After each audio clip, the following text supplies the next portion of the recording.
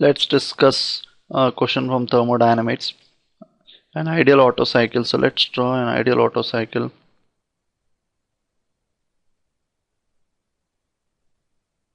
So you have first the compression process 1 to 2, then the straight line constant volume process, and then the expansion, and then the heat rejection at constant volume. So this is constant volume.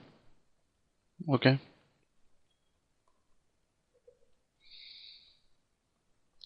Okay, so obviously looking at this, the T3 is the 2 to 3 the combustion occurs. So obviously at the end of combustion the temperature will be maximum and T3 is the maximum temperature, and that is what we are asked to find out. Now the question is that how do we get T3? The other information is that Q3 is given, how much heat is added between the process 2 to 3.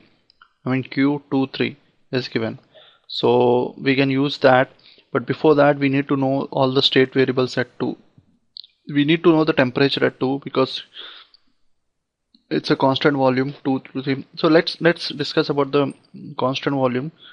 So let's proceed from the what we want and then we find out what we need. Constant volume process is 2 to 3.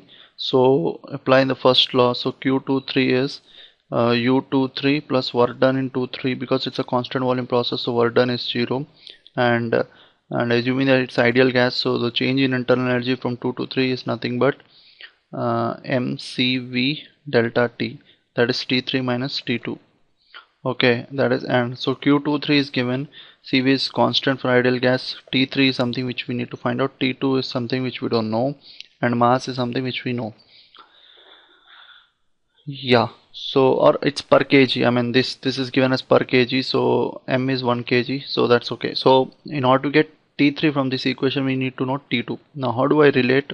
How do I get T2 from here? Okay, so what is given as that P1 is given as 95 kPa and 8 is the compression ratio. So and temperature at the starting is given as 27 degrees Celsius.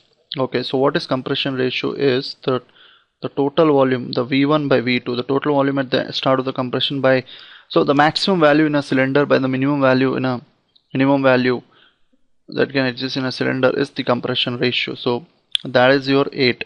So how do I relate now? I need to get T2. So let's have a, so the law between 1 and 2 is the compression, so PV power gamma is constant, but remember that PV is equal to MRT for ideal gas, where we assuming the fluid is ideal gas.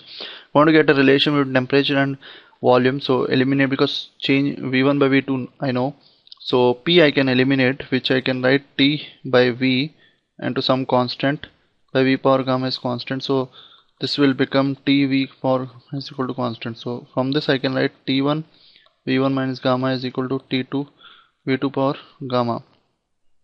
So I need to net T2, so T1 into V1 by V2 gamma minus 1. So this is my T2. So T1 is 27 degrees Celsius, so that's 300. V1 by V2 is 8 into gamma minus 1 is 0.4. So this is T2. So going by this, we get T2 as okay, so T2 will be getting from this as 689.2 Kelvin from this calculation. So once we got T2, we can come back to here. Now Q23 by M, that is per kg, how much heat is transferred, that is given as 750 kilojoules, so 10 power 3. CV is 0.718 kilojoules, so 0.78 into 10 kilojoules per kg Kelvin, so into 10 power 3. T3 we don't know, minus 689.2.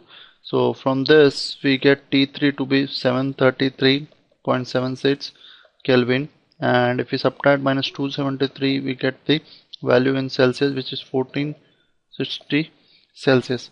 So let's look at the answer. Answer is A, 1460 degrees Celsius. Thank you. So this completes your IC engines. Thank you.